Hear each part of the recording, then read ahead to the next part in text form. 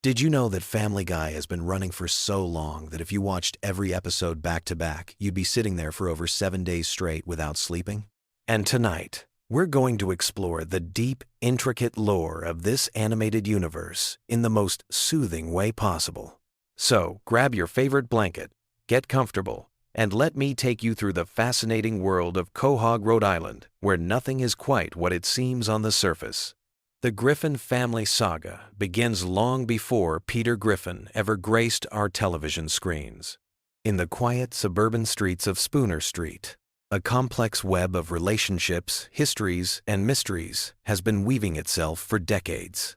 Tonight, we'll unravel these threads slowly and gently, allowing the rich tapestry of Family Guy's storytelling to wash over you like a warm, comfortable wave. Let's start our journey with the patriarch himself, Peter Griffin. Born in 1956, Peter's origin story is far more complex than his simple-minded exterior might suggest. His biological father, Mickey McFinnigan, was an Irish fighter pilot who had a brief romance with Peter's mother, Thelma Griffin, during World War II. This revelation, discovered much later in the series, adds layers to Peter's character that extend far beyond his love of beer and television. Growing up in Providence, Rhode Island, Peter's childhood was marked by the influence of his stepfather, Francis Griffin, a deeply religious man whose stern demeanor shaped much of Peter's rebellious adult personality. The tension between Peter's carefree nature and his stepfather's rigid expectations created psychological patterns that would follow him throughout his life, manifesting in his relationships with authority figures and his own parenting style. The Griffin family home at 31 Spooner Street holds secrets within its walls that span generations.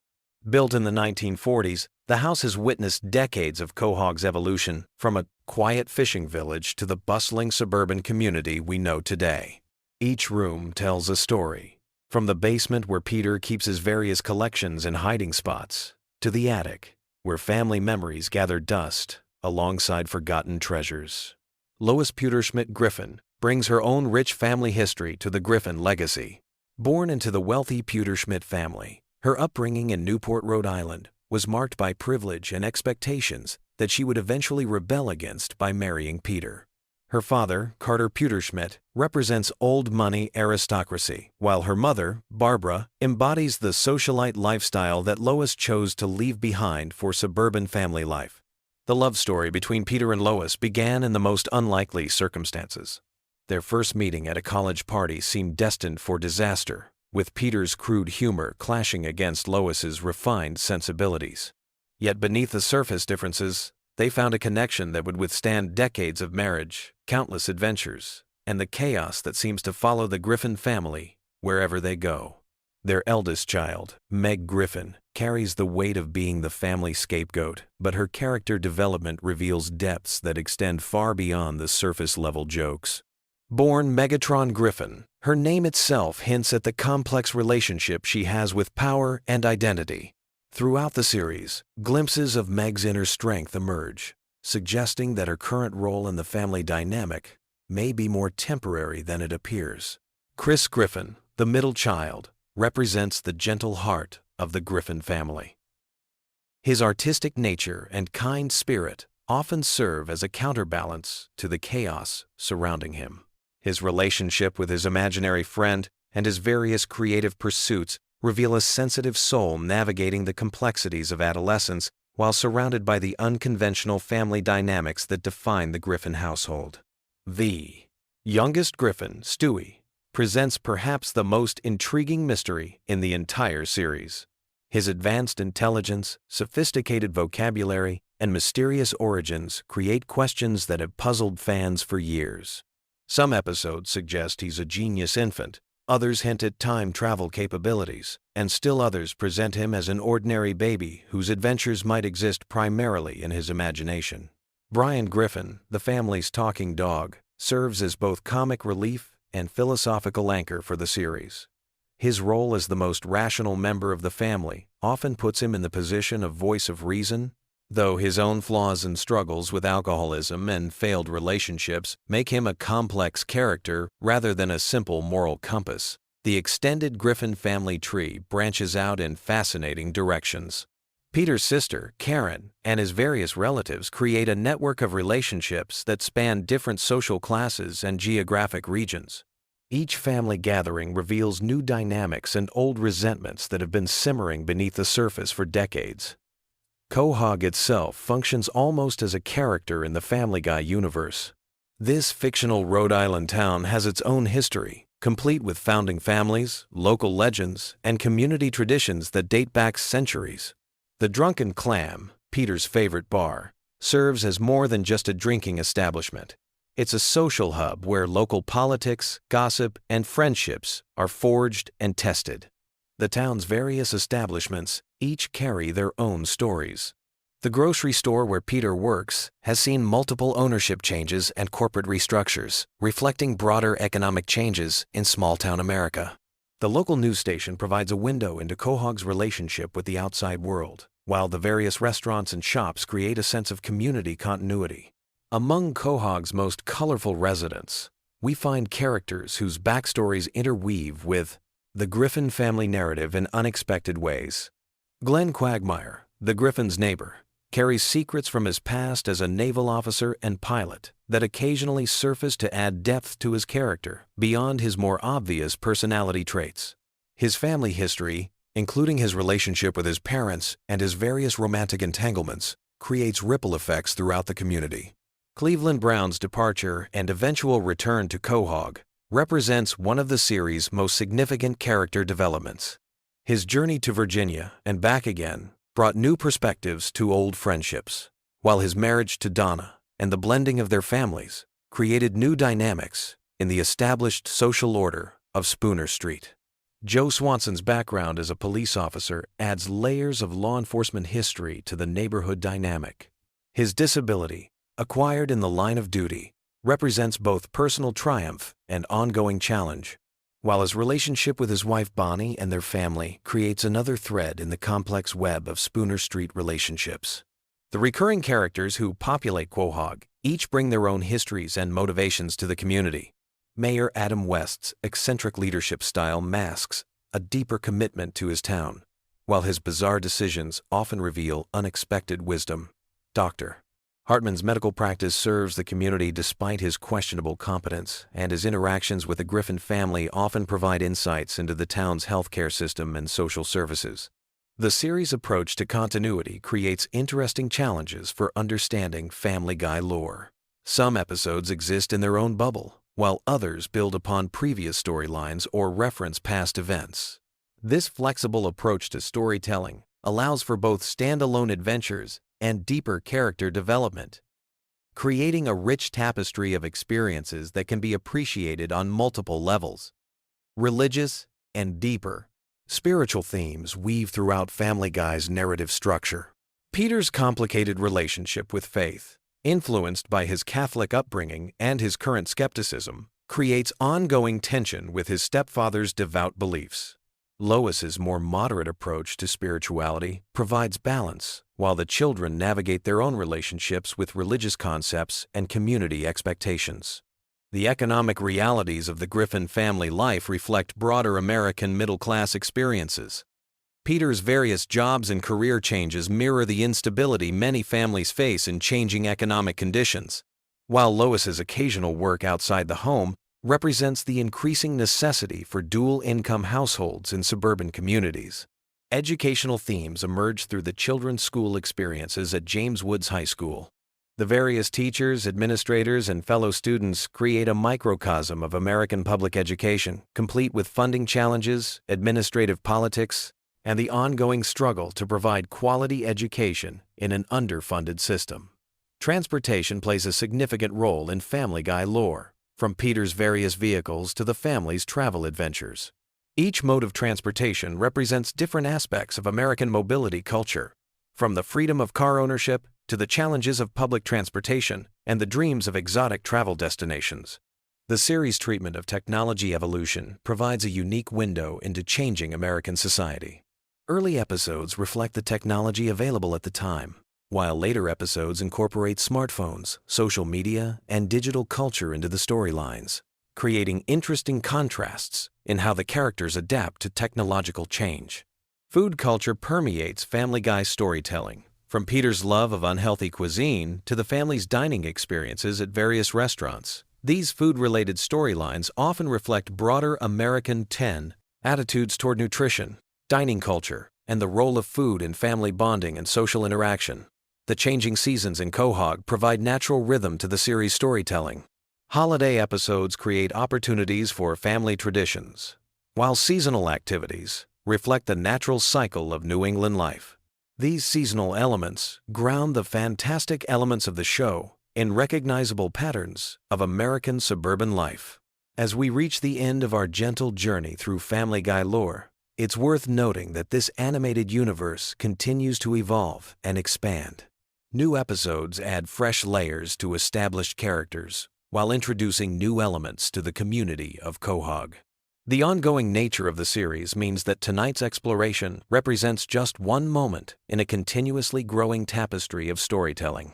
The Griffin family's adventures, both mundane and extraordinary, reflect universal themes of family, community, and personal growth, wrapped in the distinctive comedic style that has made Family Guy a cultural phenomenon.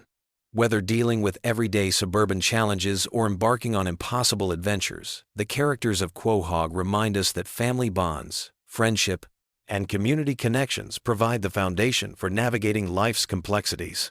So, as you drift off to sleep tonight, let the gentle chaos of Spooner Street fade into peaceful dreams, knowing that tomorrow will bring new adventures, new challenges, and new opportunities for the Griffin family and their neighbors to discover what it truly means to be part of something larger than themselves in the wonderfully weird world of Family Guy. Did you know that Family Guy was actually dead and buried for 3 entire years, and that the show you're watching today only exists because of DVD sales and something called Adult Swim? If you think you know everything about the Griffin family, you're about to discover some mind-blowing secrets that will completely change how you see this animated masterpiece. What I'm about to tell you goes way deeper than just random trivia. We're talking about hidden connections to other shows, real-world controversies that almost destroyed careers, and creative decisions that were so controversial they had to be completely rewritten. Some of these facts are so bizarre that even die-hard fans have never heard them. Let's start with something that will blow your mind. Family Guy didn't just get canceled once, it got canceled twice. But here's where it gets really interesting. The first cancellation happened after just 2 seasons because Fox executives thought the humor was too edgy and the ratings weren't strong enough. Seth MacFarlane was devastated, but he had no idea that this cancellation would actually make the show more popular than it had ever been while it was on the air. Here's what happened during those dark years. Adult Swim picked up the reruns and started airing them late at night. Something magical occurred. The show found its true audience. College students and young adults were staying up late, discovering this irreverent animated comedy that pushed every boundary imaginable. The ratings on Adult Swim were phenomenal. Meanwhile, DVD sales were going through the roof. People weren't just buying the DVDs, they were buying multiple copies to give as gifts. Fox executives started paying attention when they realized they were sitting on a gold mine. The show they had thrown away was generating more buzz and making more money in reruns than most of their current programming. This led to one of the most unprecedented decisions in television history. In 2005, Fox brought Family Guy back from the dead, making it the first canceled primetime series to be revived due to DVD sales and cable reruns. But the resurrection came with a price. Seth MacFarlane had moved on. He was working on other projects and wasn't sure he wanted to return to the world of Peter Griffin. Fox had to offer him an incredibly lucrative deal, including creative control and the promise to produce 2 additional animated series. This is how we eventually got American Dad and The Cleveland Show. Now let's talk about something that will make you see Stewie Griffin in a completely different light. The character was originally designed to be much more evil and sinister. In early episodes, Stewie was genuinely trying to kill Lois and take over the world. But something interesting happened as the show evolved. Seth MacFarlane and the writers began to soften Stewie's character, making him more of a sophisticated intellectual trapped in a baby's body rather than a genuine psychopath. This transformation wasn't accidental. MacFarlane has revealed that Stewie's character development was influenced by his own experiences and observations about childhood intelligence. The writers began to explore the idea that Stewie's apparent evil tendencies were actually the result of a brilliant mind struggling to communicate in a world that couldn't understand him. This is why later episodes show Stewie as more emotionally vulnerable and seeking connection rather than domination. Here's something that might disturb you about the show's research process. The writers of Family Guy have one of the most extensive research teams in television. They don't just make random pop culture references. Every joke, every cutaway, every cultural reference is carefully researched and fact-checked. The team maintains massive databases of information about celebrities, historical events, movies, music, and current events. This is why their parodies are so accurate and cutting. But this attention to detail has gotten them into serious trouble. The show has faced numerous lawsuits from celebrities and public figures who felt they were portrayed unfairly or inaccurately. Some of these legal battles have cost the production millions of dollars. In several cases, entire episodes had to be re-edited or pulled from circulation to avoid further legal complications. One of the most controversial moments in Family Guy history involves a joke that predicted a real tragedy. In a 2013 episode, there was a sequence involving bombs and the Boston Marathon. When the actual Boston Marathon bombing occurred just weeks after the episode aired, conspiracy theorists went crazy. They claimed the show had inside knowledge of the attack. The truth is much simpler but equally disturbing. It was a coincidence, but it highlighted how the show's edgy humor sometimes intersects with real-world events in uncomfortable ways. The production process of Family Guy is unlike any other animated show. While most animated series take months to produce each episode, Family Guy operates on an incredibly tight schedule that requires episodes to be completed in just a few weeks. This is possible because of their unique production pipeline that allows multiple episodes to be in different stages of production simultaneously. Seth MacFarlane's involvement in the show has changed dramatically over the years. While he still provides the voices for multiple characters including Peter, Brian, and Stewie, he's much less involved in the day-to-day writing and production. This transition happened gradually as MacFarlane became more interested in live-action projects and music career. Many fans don't realize that some of their favorite recent episodes were created with minimal input from the show's original creator. The voice acting process reveals some fascinating secrets about the characters. Seth MacFarlane records Peter Griffin's voice by speaking in a lower register than his natural voice, which sometimes causes strain during long recording sessions. For Stewie, he uses a combination of his natural speaking voice with a refined English accent that he developed specifically for the character. Brian's voice is actually closest to MacFarlane's real speaking voice, which is why their conversations often feel the most natural. Here's something that will change how you watch the show forever. Many of the cutaway gags that seem completely random are actually connected to larger storylines that were planned but never fully developed. The writers keep extensive notes about potential character backstories and plot developments. Sometimes these ideas surface as quick cutaway jokes instead of full episodes. This means that seemingly throwaway gags might actually be glimpses into alternative versions of the show that could have existed. The relationship between Family Guy and The Simpsons is much more complex than the surface-level rivalry that fans discuss.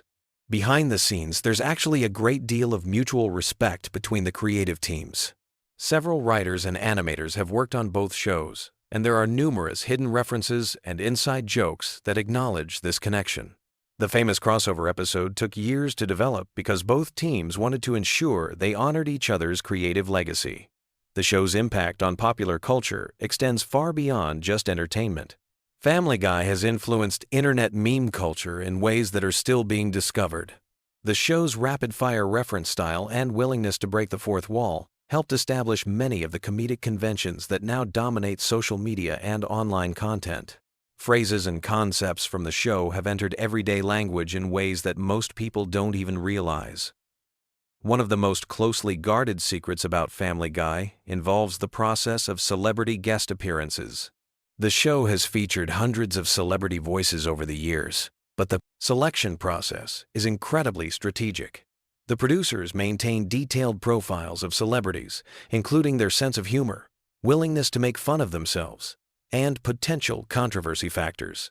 Some major stars have turned down appearances because they weren't comfortable with how they might be portrayed. The animation style of Family Guy appears simple, but it's actually incredibly sophisticated. The character designs are deliberately simplified to allow for rapid production, but the background art and scene composition often contain incredible detail that viewers miss during casual watching. The animators hide visual jokes and references in backgrounds that are only visible when episodes are paused or watched at high definition. The show's relationship with censorship has evolved dramatically over the years.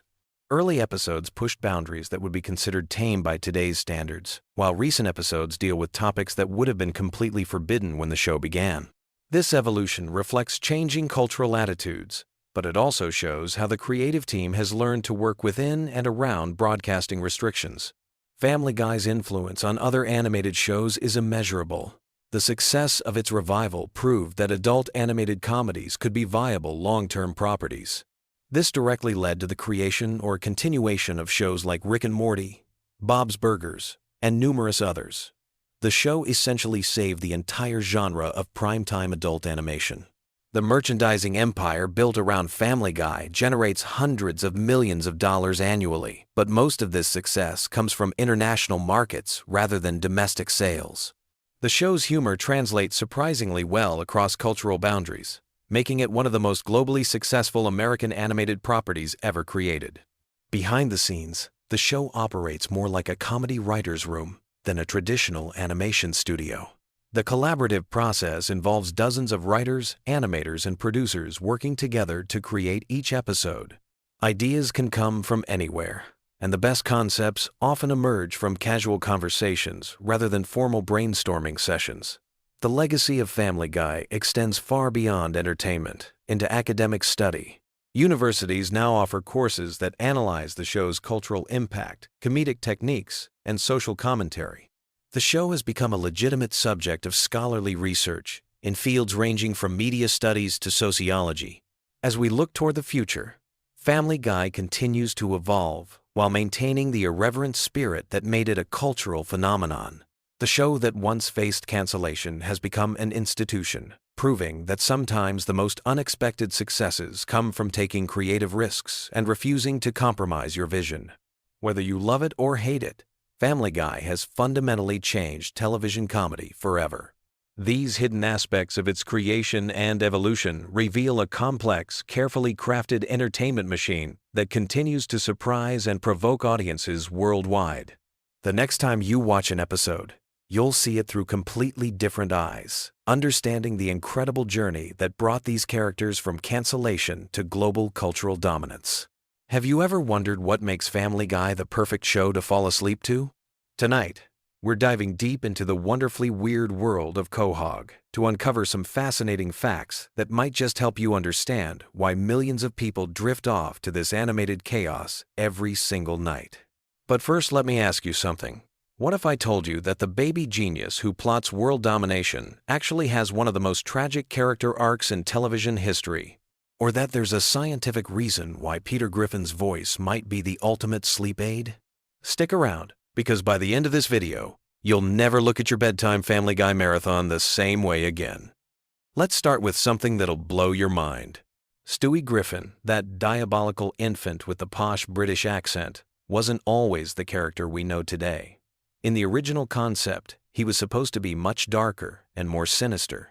The show's creator, Seth MacFarlane, initially envisioned him as a genuinely evil character whose plans would occasionally succeed. But here's the fascinating part that most fans don't realize. Stewie's entire personality is built on a foundation of insecurity and loneliness that makes him oddly relatable, especially during those late-night viewing sessions when you're feeling a bit isolated yourself. The genius baby's accent tells us everything we need to know about human psychology. In one of the show's most revealing moments, Stewie admits in therapy that his British accent is completely fake. He adopted it to sound smarter and more sophisticated than everyone around him. It's essentially vocal armor designed to protect his vulnerable core. This resonates with so many viewers because we all put on masks to hide our insecurities. When you're lying in bed at 3 a.m, there's something comforting about a character who's also struggling with authenticity. But here's where it gets really interesting. The show deliberately keeps it. ambiguous whether other characters can actually understand Stewie. Sometimes they respond to him. Sometimes they completely ignore his elaborate monologues about world domination. This creates a dreamlike quality that perfectly mirrors the state between waking and sleeping. Your brain doesn't have to work too hard to follow rigid logic because the show itself operates on dream logic. Speaking of dream logic, let's talk about the show's relationship with time and reality. Family Guy is famous for its cutaway gags that transport viewers to completely different scenarios mid-episode. One moment Peter is arguing with Lois about dinner. The next moment we're watching a historical flashback about Napoleon's bathroom habits. These rapid shifts in context actually mimic the way our minds work when we're falling asleep, jumping from thought to thought without linear connection. The show's approach to continuity is another sleep-inducing factor. Characters die and come back to life, major events get completely forgotten by the next episode, and the family somehow never ages despite running for over 2 decades. This lack of consequences creates a safe space for your mind. You don't need to worry about emotional investment or following complex storylines. It's mental comfort food. Now let's examine the voice acting, because this is where the science gets really interesting. Seth MacFarlane voices multiple main characters, including Peter, Brian, and Stewie. The consistency of hearing the same vocal patterns creates a subconscious sense of familiarity and safety.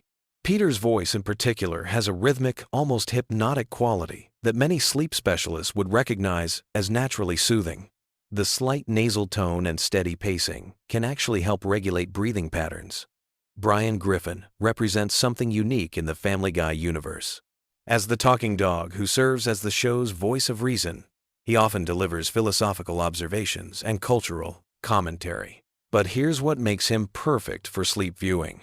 His conversations with Stewie frequently dive into existential topics without becoming too heavy or anxiety-provoking. They discuss the meaning of life, mortality, and purpose in ways that feel profound but never overwhelming. It's like having a gentle philosophical discussion as you drift off to sleep. The show's approach to controversial topics is surprisingly sophisticated when you analyze it from a sleep psychology perspective.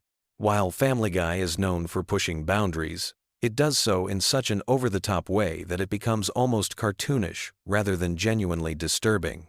This allows viewers to process difficult subjects without the emotional intensity that would keep them awake. It's social commentary wrapped in enough absurdity to feel safe. Let's dive into the Griffin family dynamics, because they reveal something fascinating about comfort viewing. Despite all their dysfunction, the family always comes back together by the end of each episode. Peter might do something incredibly stupid. Lois might lose her temper. Meg might face another humiliation, but they remain a unit. This predictable structure provides emotional security. No matter how chaotic things get, you know everything will essentially reset by the next episode. The show's treatment of Meg Griffin deserves special attention. As the perpetually misunderstood teenager who faces constant rejection and ridicule, she represents the part of ourselves we're most insecure about. But the show's portrayal of her suffering is so exaggerated that it becomes therapeutic rather than depressing. It's like having your own adolescent anxieties reflected back to you in such an extreme way that they lose their power to hurt you. Chris Griffin, the dim-witted but kind-hearted son, provides another layer of comfort. His innocence and genuine sweetness create moments of unexpected warmth throughout the show. When everything else is cynical and sarcastic, Chris offers glimpses of pure, uncomplicated emotion. These moments work like pressure valves, releasing tension just when the cynicism might become overwhelming. The show's relationship with pop culture creates a unique viewing experience that's perfect for repeat watching. The references span decades, from obscure 70s television shows to current internet memes. This means different jokes land differently depending on your age, mood, and current knowledge base. You can watch the same episode multiple times and discover new layers, but the discovery process is gentle and rewarding rather than demanding. Family Guy's animation style contributes to its sleep friendliness in subtle but important ways. The character designs are simple and rounded, avoiding sharp angles or jarring visual elements that might startle viewers. The color palette is warm and familiar, dominated by the cozy yellows and browns of the Griffin home.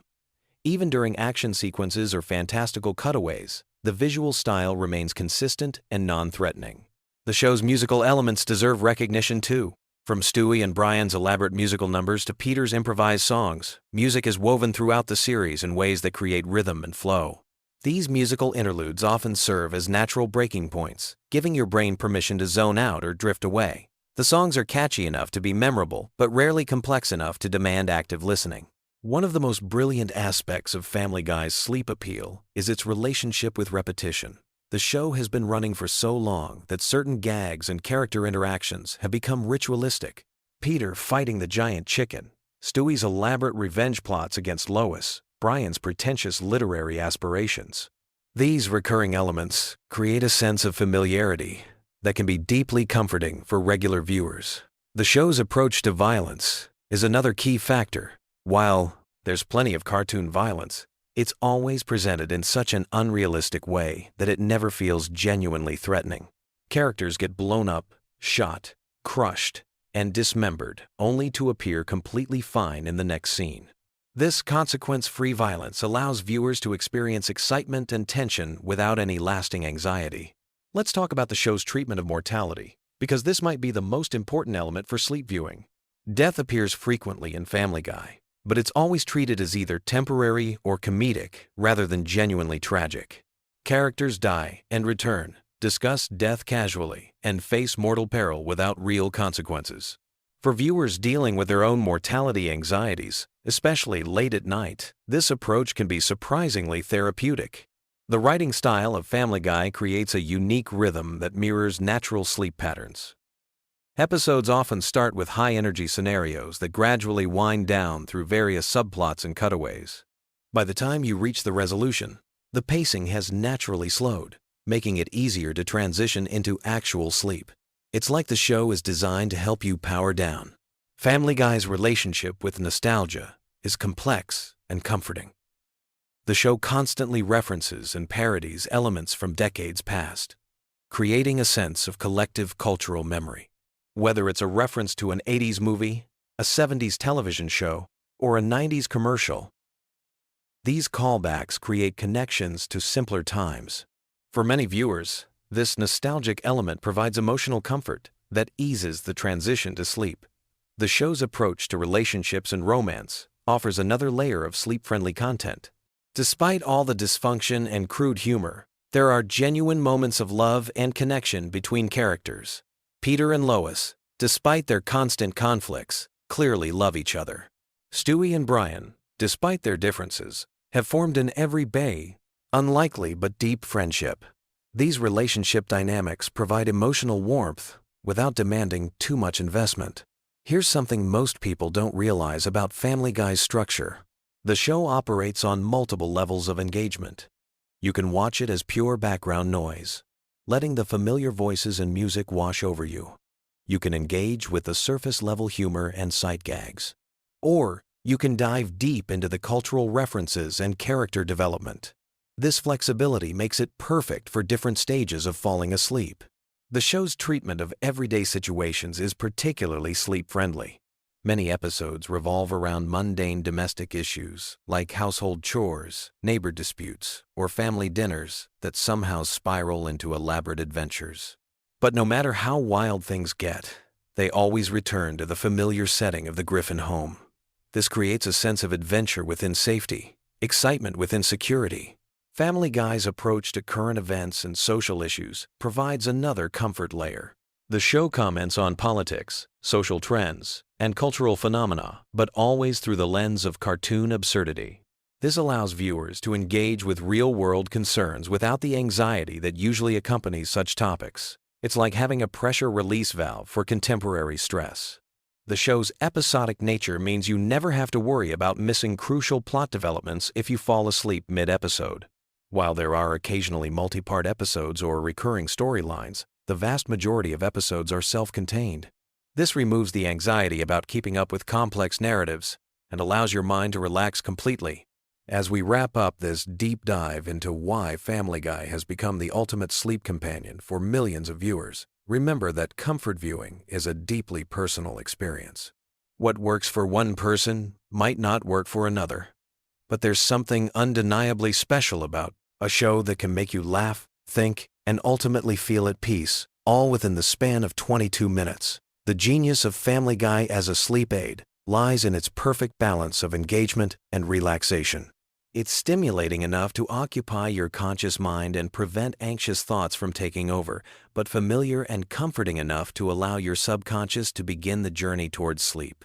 Whether you're drawn to Stewie's elaborate schemes, Peter's childlike wonder, or Brian's philosophical musings, there's something in this animated chaos for everyone. So the next time you find yourself reaching for that remote at bedtime, remember that you're not just choosing mindless entertainment. You're selecting a carefully crafted comfort blanket that's helped millions of people transition from the stresses of the day into peaceful rest. Sweet dreams, and remember, in Quahog, everything always works out in the end. Have you ever wondered why millions of people fall asleep to Family Guy every single night? Tonight, I'm diving deep into this bizarre internet phenomenon that's taken over bedrooms worldwide. We're talking about random Family Guy episodes specifically curated for sleep, and trust me, by the end of this video, you'll understand exactly why this animated chaos has become the ultimate sleep soundtrack for an entire generation. Before we jump into this rabbit hole, let me ask you something. How many of you have tried falling asleep to complete silence, only to find your brain racing with thoughts? Or maybe you've attempted those boring nature sounds that somehow make you feel more awake than relaxed. Well, you're not alone. And that's exactly where our story begins. The Family Guy sleep phenomenon isn't just some random internet trend. It's a psychological masterpiece that accidentally stumbled upon the perfect formula for shutting down an overactive mind. Think about it. When you're lying in bed, trying to fall asleep, what's your biggest enemy? Your own thoughts. Your brain wants to replay every embarrassing moment from middle school, plan tomorrow's meetings, or suddenly solve world hunger. But Family Guy? It gives your mind something familiar yet unpredictable to focus on, creating the perfect distraction cocktail. Let me paint you a picture of how this whole thing works. You're scrolling through YouTube at midnight, exhausted but somehow still wired. You stumble across a video titled Family Guy Random Episodes No Ads Perfect for Sleep, with like 3 million views. You click it, thinking you'll watch for maybe 10 minutes. Next thing you know, you're waking up 8 hours later with your phone battery dead and Peter Griffin's voice somehow embedded in your dreams. The genius of Family Guy as sleep content lies in its complete unpredictability, wrapped in comfortable familiarity. You've probably seen most episodes before, so there's no pressure to follow. Along with complex plot lines, your brain can just drift along with the familiar voices and random cutaway gags without feeling like it's missing something important. It's like having background conversation at a party where you don't need to participate, but the noise keeps your mind occupied enough to relax. Now, let's talk about why random episodes work better than watching the show normally. When you're actively watching Family Guy during the day, you're engaged with the jokes, the storylines, and the visual gags. But when it's sleep time, you need something that provides just enough stimulation to quiet your thoughts without keeping you awake. Random episodes create this perfect sweet spot because there's no narrative continuity to follow. Your brain doesn't have to work to connect plot points or remember character developments. It can just float along with whatever chaos is happening on screen. The audio quality of these sleep compilations is crucial too. Most creators who make Family Guy sleep content understand that the volume needs to be just right. Not so loud that sudden outbursts wake you up, but not so quiet that you're straining to hear. They often remove the louder musical segments and focus on dialogue-heavy scenes. It's like they've accidentally created the perfect white noise machine, except instead of ocean sounds, it's Stewie plotting world domination. Here's something fascinating about the psychology behind this phenomenon. Sleep researchers have found that consistent, familiar sounds can actually improve sleep quality by masking disruptive noises and giving the brain something predictable to tune out. Family Guy provides this consistency through its familiar character voices and recurring joke structures, while the randomness prevents your brain from getting too invested in following along. The comment sections on these videos are absolutely incredible. You'll find thousands of people sharing their sleep stories, talking about how they've been falling asleep to the same episodes for years. or how they can identify exactly which episode they fell asleep to based on what they remember hearing. There's this whole community of people who've basically turned Family Guy into their personal sleep medication, and they're all supporting each other's weird sleep habits. What's really interesting is how this has evolved beyond just Family Guy. You'll find similar content for shows like The Simpsons, South Park, and even The Office. But Family Guy seems to have the perfect storm of elements that make it ideal for sleep content. The show's humor doesn't rely heavily on visual gags, so you're not missing much with your eyes closed. The characters have distinct, recognizable voices that create a comforting audio landscape, and the show's episodic nature means you can jump in anywhere without feeling lost. The creators of these sleep compilations have become masters of their craft. They know exactly which episodes work best, which scenes to include or skip, and how to balance the audio levels for optimal sleep induction. Some even create custom transitions between episodes to eliminate jarring cuts that might wake viewers up. It's like they're running a sophisticated sleep laboratory, except their test subjects are millions of insomniacs scrolling YouTube at 2 in the morning. Let's dive into the science behind why this actually works. When you're trying to fall asleep, your brain goes through different stages of consciousness. During the transition from wakefulness to sleep, your mind is particularly susceptible to intrusive thoughts and anxiety. Having familiar, low-stakes audio content provides what sleep experts call cognitive load distribution. Essentially, you're giving your brain something harmless to process, instead of letting it spiral into worry or excitement. The repetitive nature of Family Guy's humor structure also plays a role. The show follows predictable patterns: setup, punchline, cutaway, gag, back to story. This rhythm becomes almost hypnotic when you're in a relaxed state. Your brain starts to anticipate these patterns, which can actually trigger the relaxation response and help transition you into deeper sleep stages. But here's where it gets really interesting. Many people report having the weirdest, most vivid dreams when they fall asleep to Family Guy. This makes sense from a neuroscience perspective. During REM sleep, your brain is still processing auditory information, and the random, surreal content from the show can influence your dream narratives. People describe dreams where they're hanging out with the Griffin family or experiencing bizarre adventures that feel like extended Family Guy cutaway gags. The social aspect of this phenomenon can't be ignored either. There's something comforting about knowing that thousands of other people are falling asleep to the same content. It creates this invisible community of shared experience. You're not alone in your weird sleep habits, because apparently everyone else is doing it too. The comment sections become these strange support groups where people bond over their favorite episodes to fall asleep to, or share stories about how the show has helped them through difficult times. Now, let's address the elephant in the room. Is falling asleep to TV shows actually healthy? Sleep experts have mixed opinions on this. Some argue that any screen time before bed disrupts your natural circadian rhythms and that the blue light from devices interferes with melatonin production. Others acknowledge that for people with anxiety or racing thoughts, having consistent background audio can actually improve sleep quality compared to lying awake in silence for hours. The key seems to be in the execution. The most successful Family Guy sleep content creators understand the importance of audio-only engagement. They often recommend turning your phone face down or using the video purely as an audio source. Some even create audio-only versions specifically designed for sleep, removing any visual elements that might keep you engaged. What's particularly clever about the no-captions approach that many of these videos advertise is that it eliminates another potential distraction. Captions, while helpful for accessibility, can keep your eyes engaged and prevent that crucial transition into sleep mode. By removing them, creators ensure that once you close your eyes, you're purely in audio mode. The algorithm has definitely caught on to this trend.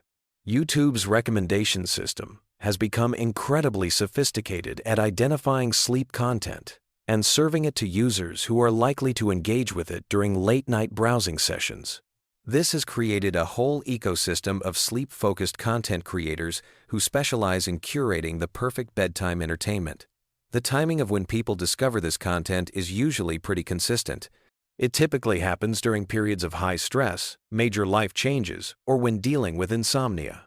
College students preparing for finals, people going through breakups, individuals dealing with work stress, or anyone experiencing major life transitions often find themselves searching for ways to quiet their minds at bedtime. There's also something to be said about nostalgia playing a role in this phenomenon. Family Guy has been on the air for over 2 decades, which means many of the people using it for sleep content grew up with the show. There's a comfort in those familiar voices and jokes that connects to childhood feelings of safety and routine. It's like having a weird, inappropriate bedtime story that somehow works perfectly for adult anxieties. The production quality of these sleep compilations has evolved significantly over the years. Early versions were often just random episode uploads with inconsistent audio levels and jarring transitions. Now, you'll find carefully curated content with smooth transitions, optimized audio, levels, and strategic episode selection designed specifically for sleep enhancement. Some creators even remove the most jarring sound effects or explosive moments that might disrupt sleep. What's fascinating is how this has influenced the broader landscape of sleep content on YouTube. You'll now find entire channels dedicated to creating sleep-friendly versions of popular shows, and the techniques pioneered by Family Guy sleep content creators have been adopted across different types of media. The success of this format has proven that there's a massive audience for familiar, low-stakes entertainment designed specifically for bedtime consumption. The psychological comfort provided by these videos extends beyond just the audio content. Many users report that having the video running creates a sense of presence, like they're not alone in their bedroom. This can be particularly helpful for people who live alone or are dealing with anxiety about being by themselves at night. The familiar characters become like imaginary roommates, providing background chatter. As we wrap up this deep dive into the world of Family Guy sleep content, it's clear that this phenomenon represents something much bigger than just a weird internet trend.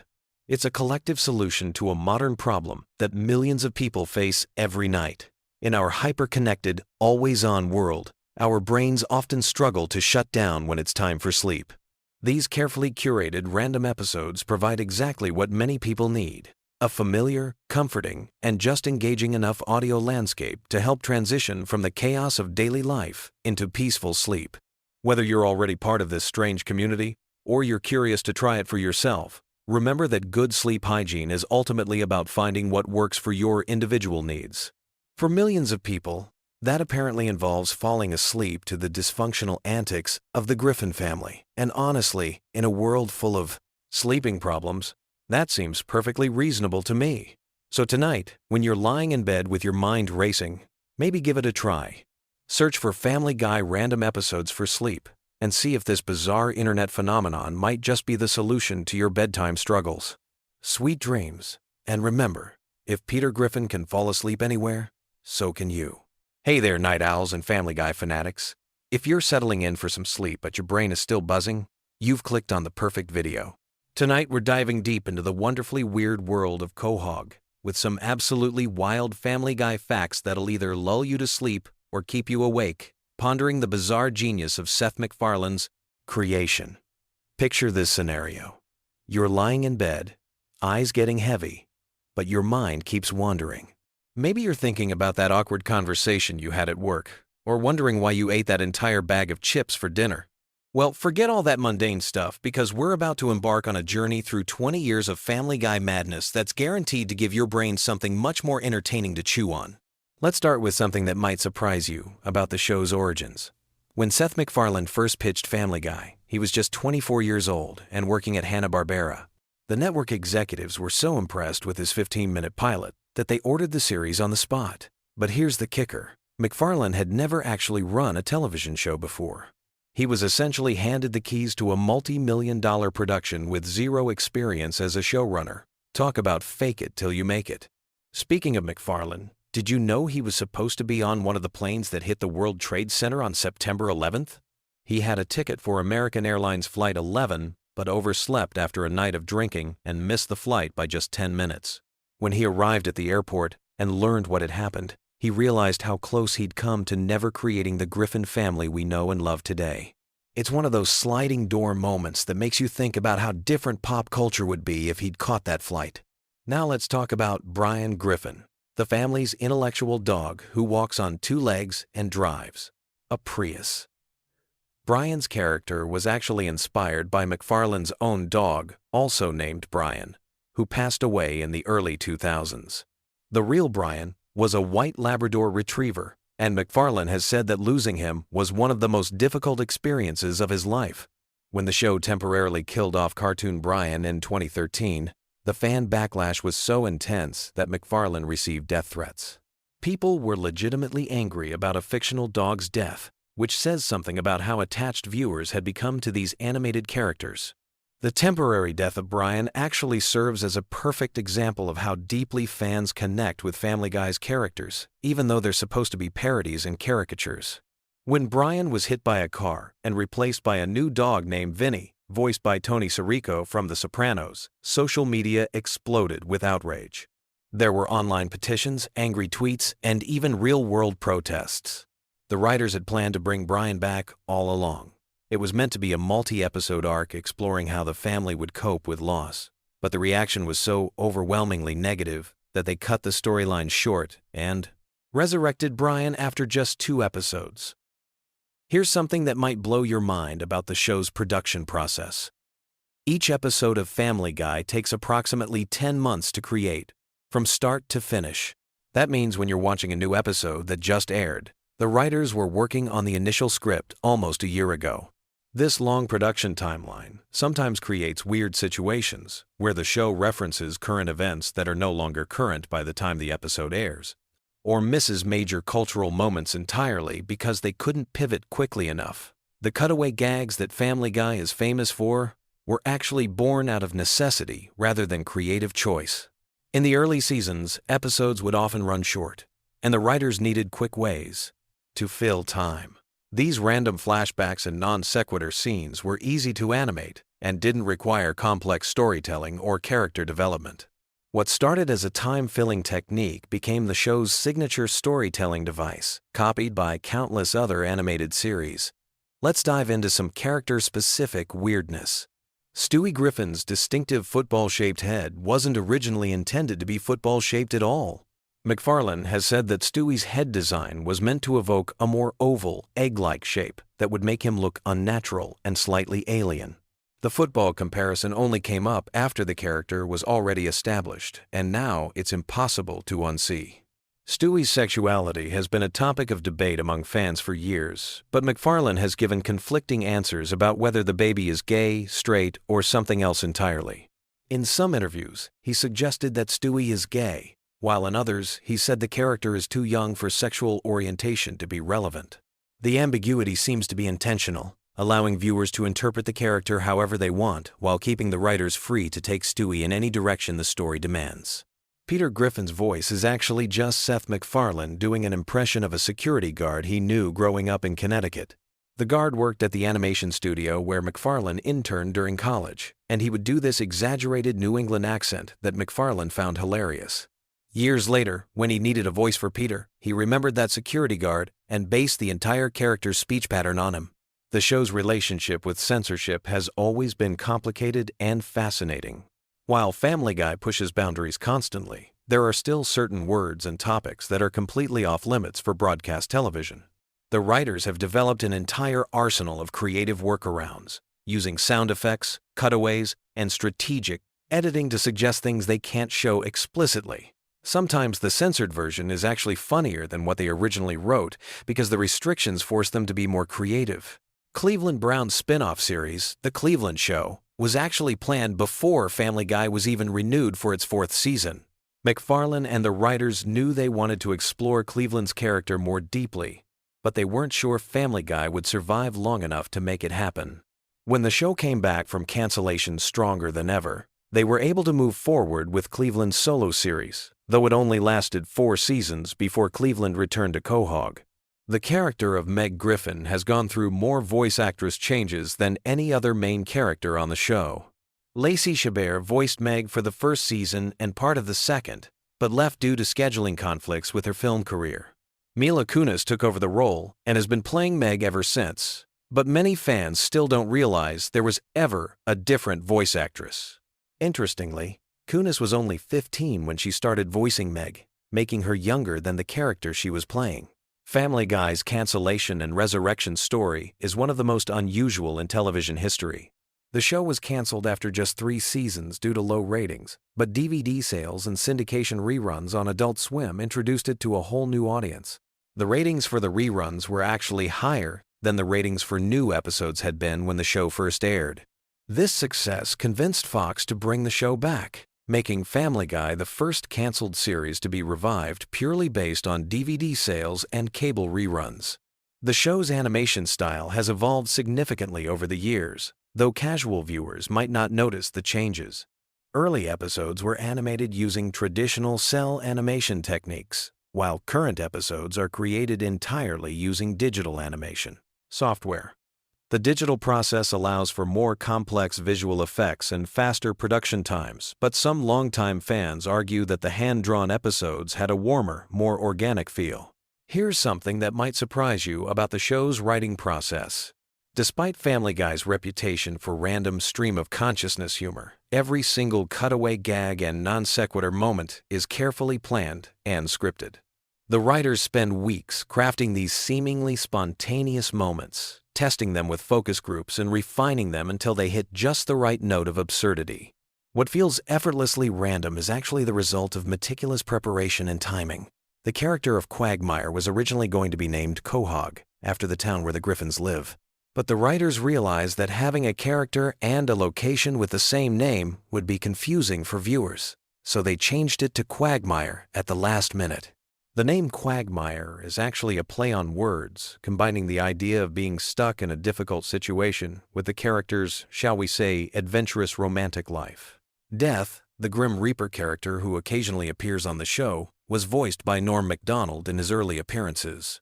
Macdonald's deadpan delivery was perfect for the role, but scheduling conflicts meant he couldn't continue voicing the character regularly. Adam Carolla took over the role for several episodes before it eventually went to other voice actors. Death's inconsistent voice casting reflects one of the challenges of using celebrity guest stars for recurring characters. The show has featured some truly bizarre celebrity cameos over the years, but one of the strangest was Rush Limbaugh playing himself in an episode where Brian becomes conservative. Limbaugh recorded his lines during a commercial break of his radio show, and the writers had to work around his limited availability by keeping his dialogue minimal and straightforward. The episode aired during the height of Limbaugh's popularity, and his appearance generated significant media attention. Family Guy's approach to continuity is deliberately inconsistent, which allows the writers tremendous creative freedom, but sometimes confuses viewers who are paying close attention. Characters die and come back to life. Major events happen and are never mentioned again. And the timeline of the show makes absolutely no sense if you try to analyze it logically. This isn't accidental. The writers have explicitly said they prioritize individual episode quality over long-term story coherence. The show's merchandising success has been almost as impressive as its television ratings. Family Guy merchandise has generated hundreds of millions of dollars in revenue, with everything from t-shirts and coffee mugs to video games and board games. The talking plush toys of Stewie and Brian were particularly popular, though they had to be carefully programmed to avoid saying anything too inappropriate for younger children who might play with them. One of the most interesting aspects of Family Guy's production is how they handle controversial episodes. The writers have an informal rating system for how potentially offensive each episode might be, and they adjust the marketing and promotion accordingly. Episodes that push boundaries harder than usual often air with less advanced publicity, allowing them to reach audiences without generating pre-broadcast controversy that might lead to censorship. The show's relationship with Fox Network executives has been notoriously rocky over the years. MacFarlane has been vocal about his frustrations with network interference, and several episodes have included not-so-subtle jabs at Fox's programming decisions and corporate culture. Despite this tension, Family Guy remains one of Fox's most valuable properties, giving MacFarlane significant leverage in creative disputes. Here's a production detail that most viewers never think about, but affects every single episode.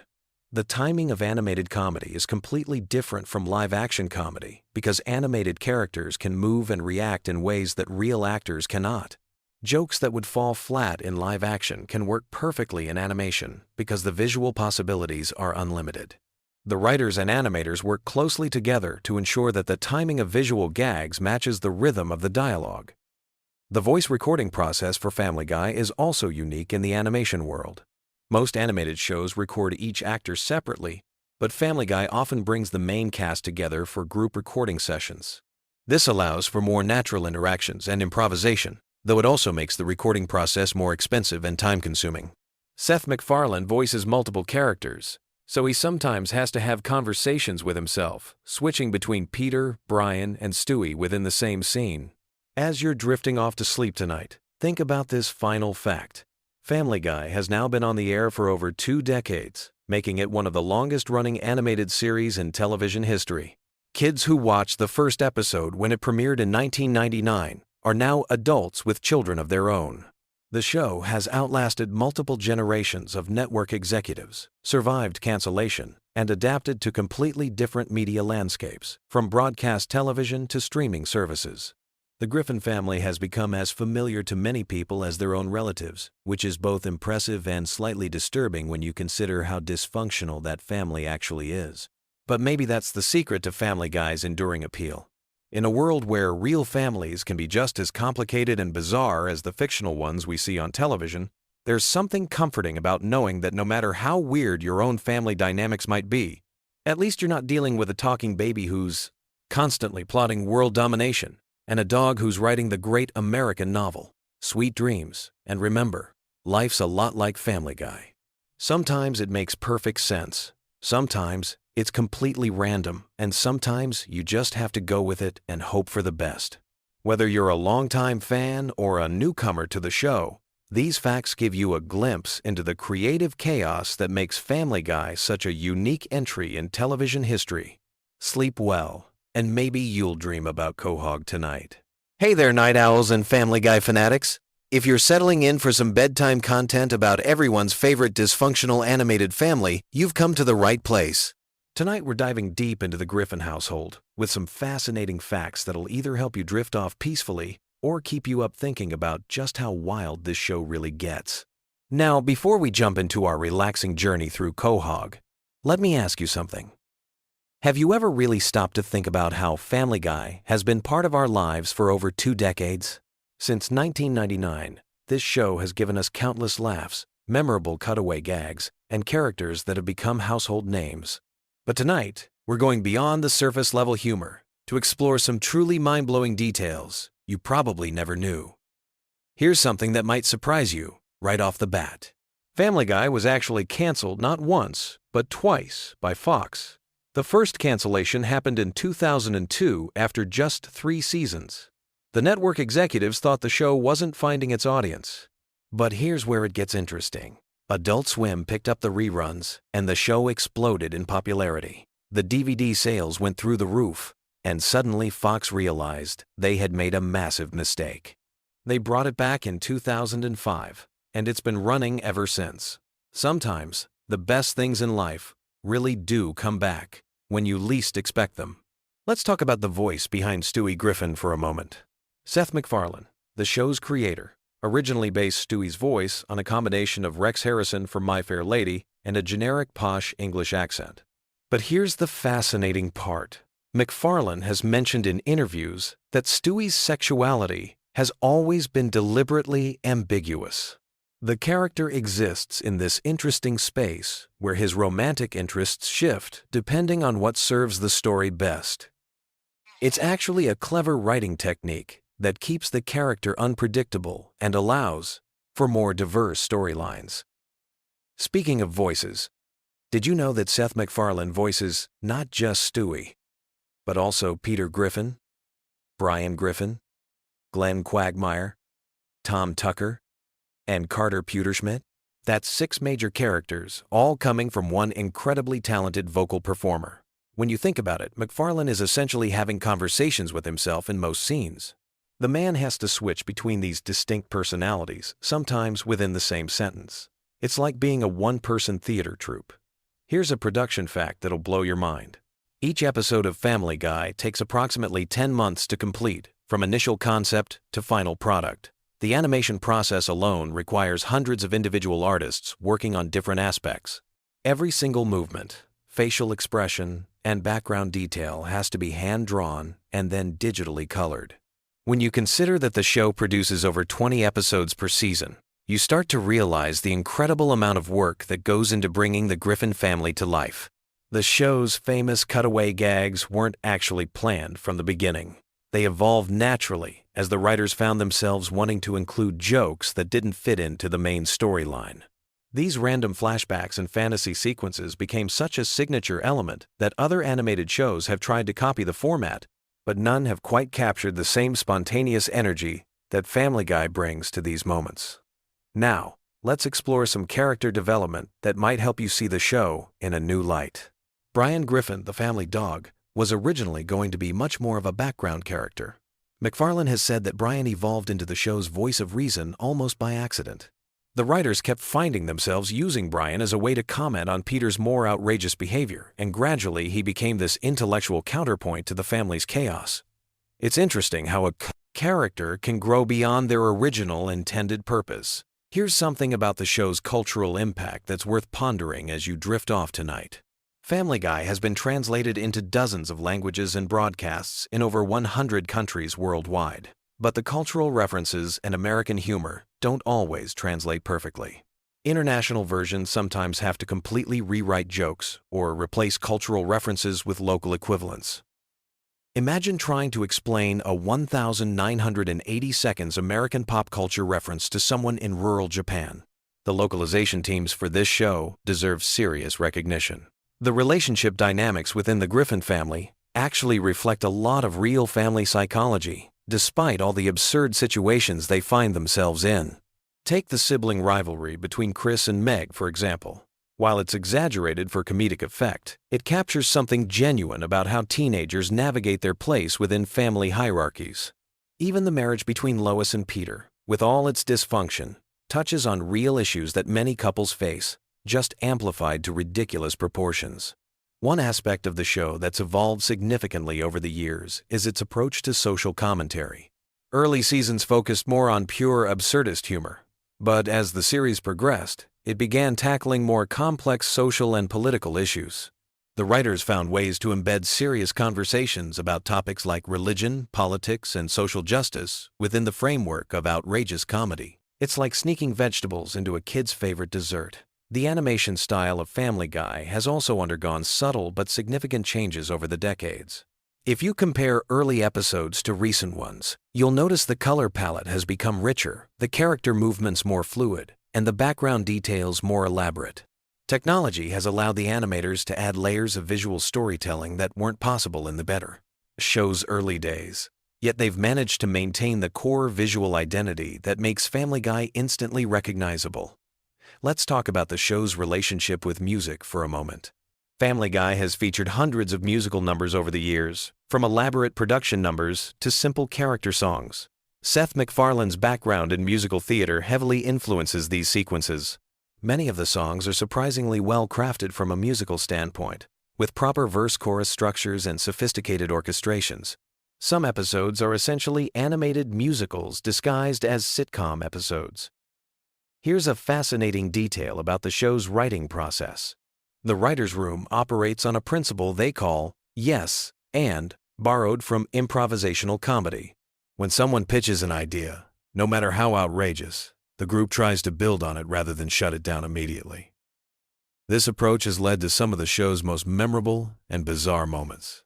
It's a reminder that creativity often flourishes when we suspend our initial judgment and let ideas develop naturally.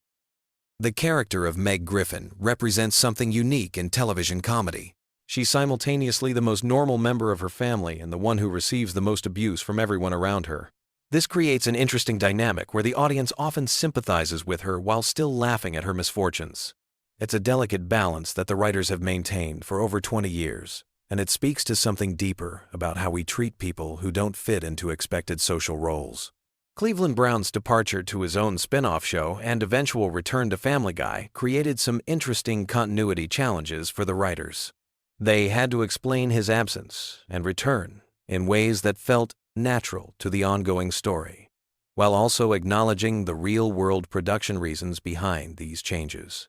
It's a perfect example of how television shows must constantly adapt to behind-the-scenes realities while maintaining narrative consistency. The show's approach to time and continuity is intentionally flexible.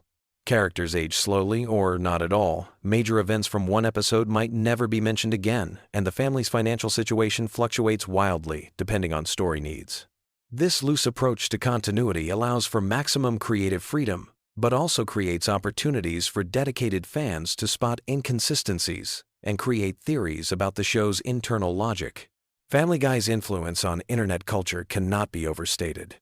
Countless memes, viral videos, and social media trends have originated from or been inspired by the show. The phrase, "Oh no, he didn't," might never have become a cultural touchstone without Peter Griffin's dramatic delivery. The show's rapid-fire humor style has influenced how people create and consume comedy content online. The voice acting in Family Guy extends far beyond the main cast. Over the years, the show has featured hundreds of celebrity guest voices, from major Hollywood stars to political figures to fellow comedians. Some guests play themselves, others take on original characters, and a few have become recurring voices in the Family Guy universe. The casting directors have an impressive ability to match celebrity voices with characters that enhance rather than distract from the story. Here's something that might help you appreciate the show's craft as you wind down for the night. The timing of Family Guy's comedy is incredibly precise. Voice actors don't just deliver lines, they perform them with specific rhythms and pauses that maximize comedic impact. The editors then fine-tune these performances, sometimes adjusting timing by fractions of seconds to hit the perfect comedic beat. It's a level of precision that most viewers never consciously notice but definitely feel. The show's relationship with censorship has evolved significantly since its early days. Standards and practices for television have changed, allowing Family Guy to push boundaries that would have been impossible in its first seasons. At the same time, the writers have developed more sophisticated ways to be provocative without simply relying on shock value. It's an interesting case study in how creative people adapt to changing cultural standards while maintaining their artistic voice. As we near the end of our journey through these Family Guy facts, consider how the show has managed to remain relevant across multiple generations of viewers. People who watched the show as teenagers in the early 2000s are now watching it with their own children. The humor that resonates with different age groups varies, but there's something universal about the Griffin family's chaotic energy that transcends generational boundaries. The production team behind Family Guy has created what amounts to a small animation empire. The success of the main show led to spin-offs, specials, video games, merchandise, and even live concert tours featuring the show's music. From a business perspective, Family Guy demonstrates how a creative property can expand far beyond its original medium while maintaining its core identity.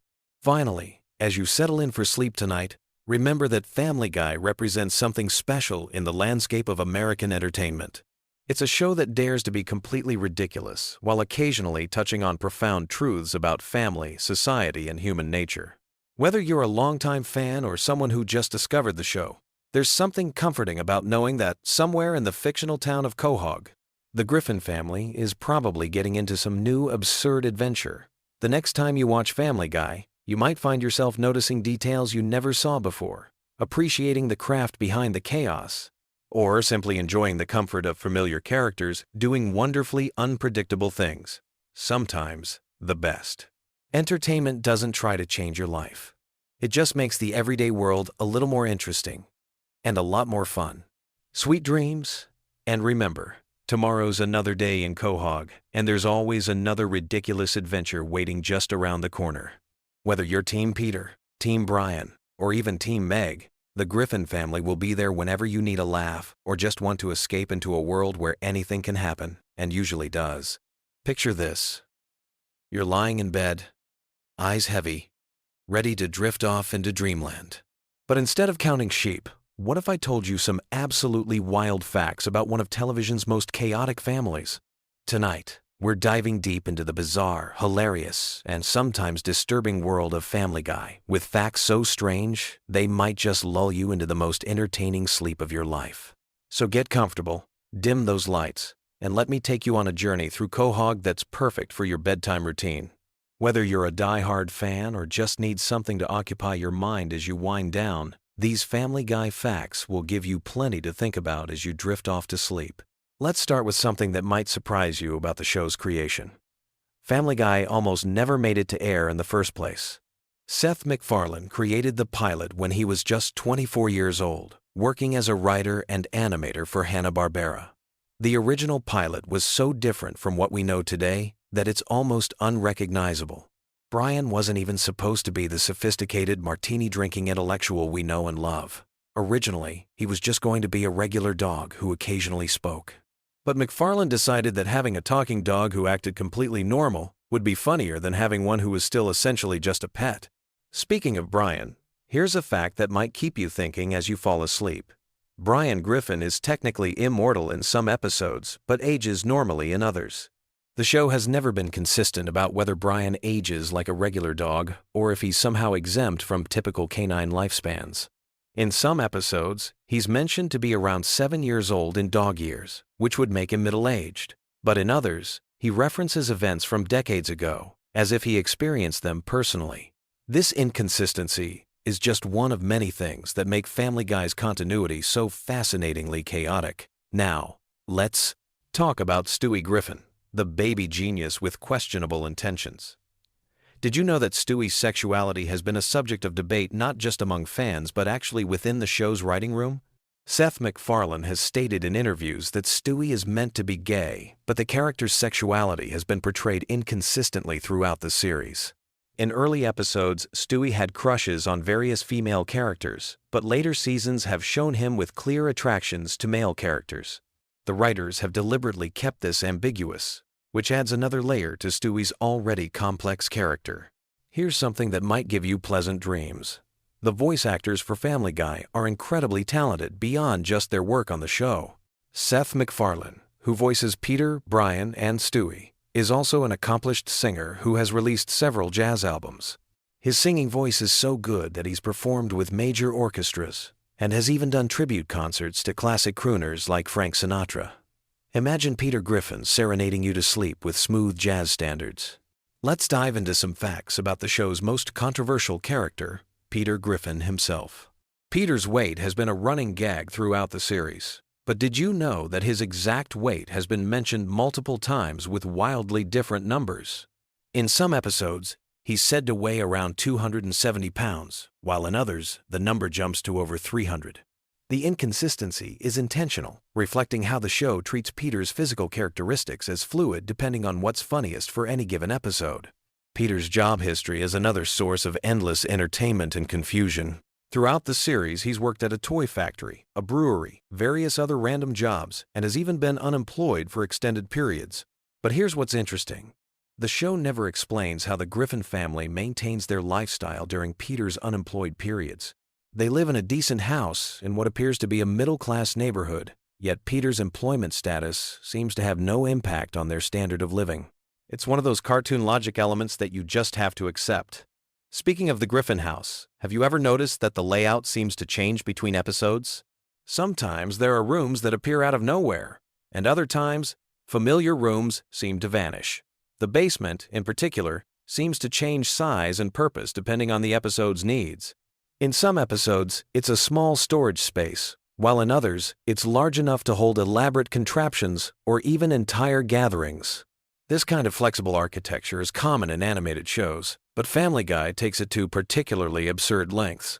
Let's talk about Meg Griffin, the family's perpetual punching bag. Here's a fact that might surprise you. Meg was originally supposed to be the most normal character in the family, serving as the audience's point of view into this chaotic household.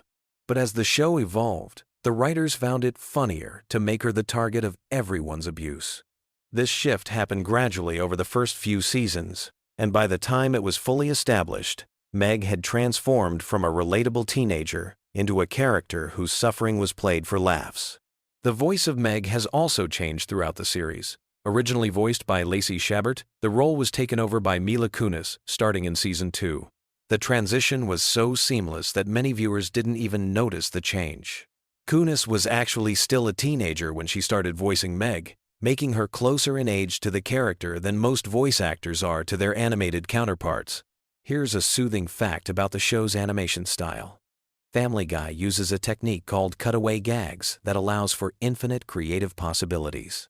These brief segments, usually introduced by phrases like, "This is worse than the time," allow the animators to create completely different scenarios, time periods, and art styles within a single episode.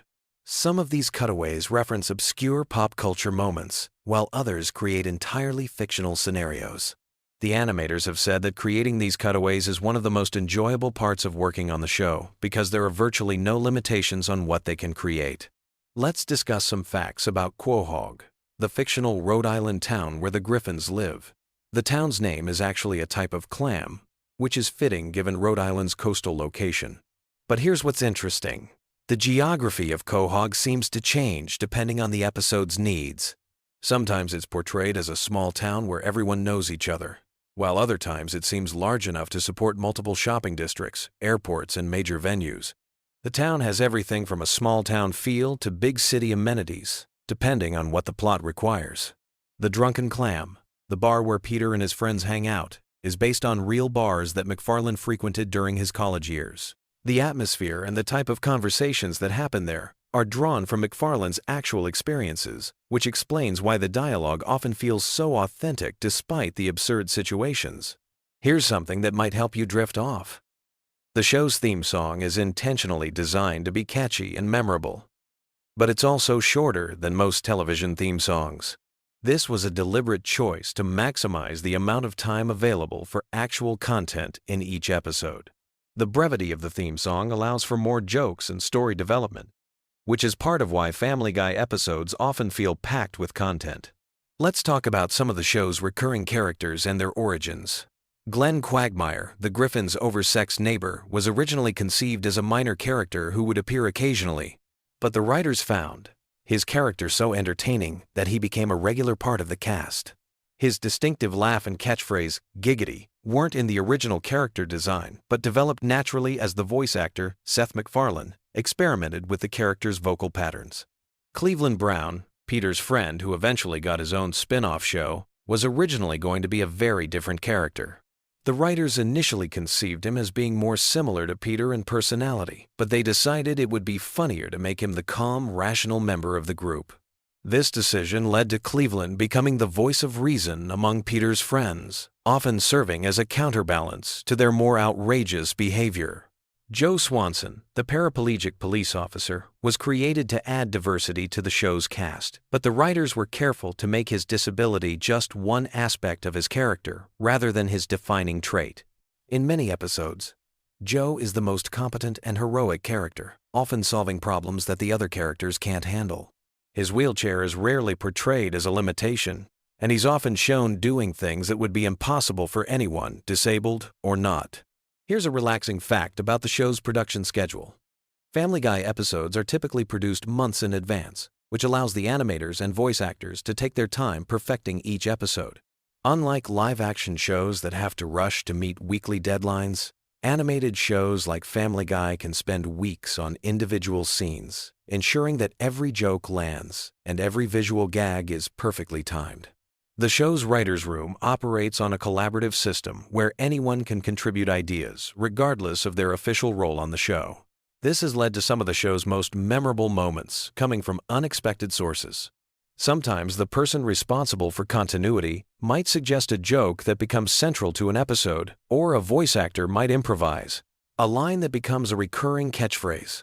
Let's discuss some facts about the show's cultural impact that might give you something peaceful to think about as you fall asleep. Family Guy has been translated into dozens of languages, and each version faces the challenge of adapting American cultural references for international audiences. Some jokes that work perfectly in English become completely different jokes in other languages, while others are replaced entirely with references that local audiences will understand. The show's influence on internet culture has been enormous. Many of Family Guy's cutaway gags and memorable quotes have become memes that spread far beyond the show's original audience. The phrase, "oh no," in Peter's distinctive voice, for example, became a popular reaction GIF used in contexts that have nothing to do with the show itself. Here's something interesting about the show's approach to celebrity guest stars.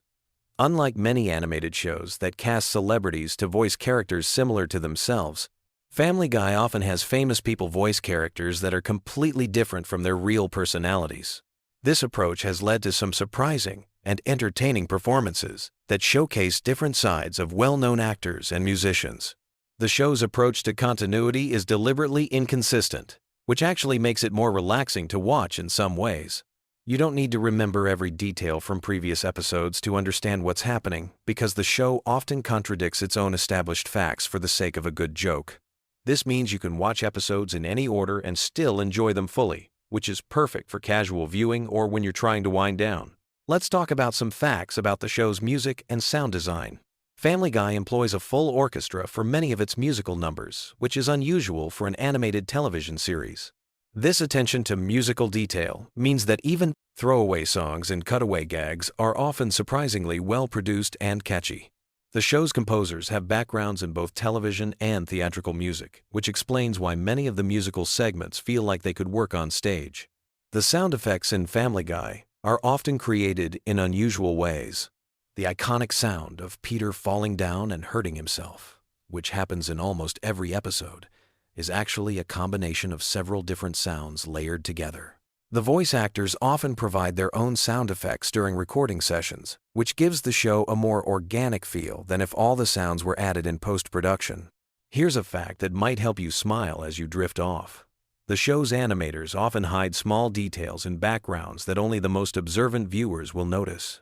These Easter eggs can be anything from references to other shows, inside jokes among the production staff, or even tiny animations that have nothing to do with the main story.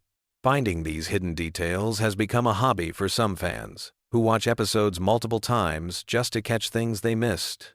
The show's approach to time and aging is fascinatingly inconsistent.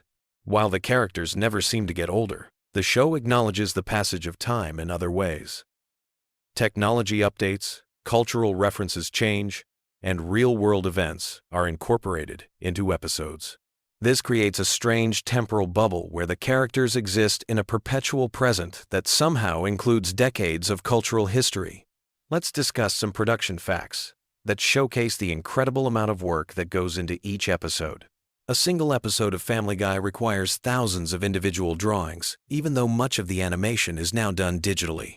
Each character expression, each background element, and each special effect needs to be designed and animated individually. The attention to detail is remarkable when you consider how quickly episodes need to be produced. The voice recording process is also more complex than you might expect. While Seth MacFarlane voices multiple characters, he rarely records them in conversation with each other during the same session. Instead, each character's lines are recorded separately, and the conversations are constructed in post-production. This means that MacFarlane has to imagine how his different characters would interact with each other and adjust his performance accordingly. Here's something soothing to consider.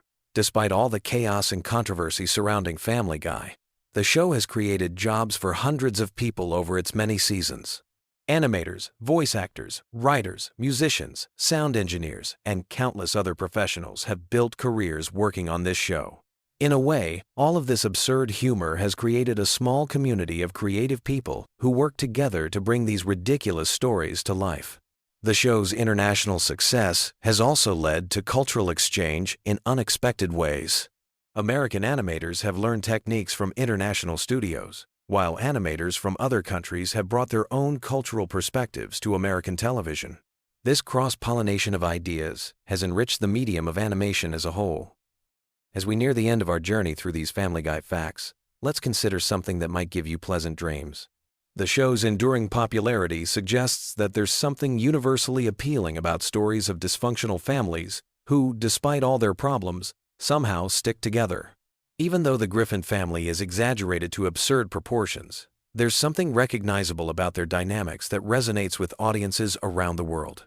The show's ability to find humor in everyday situations, even when those situations are taken to impossible extremes, reflects a fundamentally optimistic view of life. No matter how bad things get, there's always something to laugh about. This perspective can be oddly comforting when you're trying to wind down from your own day's challenges. So, as you drift off to sleep tonight, you can think about this wild, wonderful, and completely unpredictable animated world where anything can happen, where the impossible is routine, and where laughter is always just around the corner. Sweet dreams, and may your rest be as peaceful as a Quahog evening, minus all the explosions and chaos, of course. Whether you're a longtime fan or someone who's just discovered these bizarre facts, I hope this journey through Family Guy's strange universe has given you something entertaining to think about as you fall asleep. Remember, in the world of animation, anything is possible, and tomorrow is just another opportunity for new adventures and unexpected laughs. Picture this. You're lying in bed, scrolling through your phone at 2 in the morning, and suddenly you're wondering about the most random Family Guy trivia that exists. Well, you've come to the right place, because tonight we're diving deep into the weirdest, most fascinating, and downright bizarre facts about everyone's favorite dysfunctional animated family, from secret voice actor connections to hidden Easter eggs that took fans decades to discover. These facts will blow your mind and give you plenty to think about as you drift off to sleep. Let's start with something that'll make you question everything you thought you knew about Peter Griffin's voice.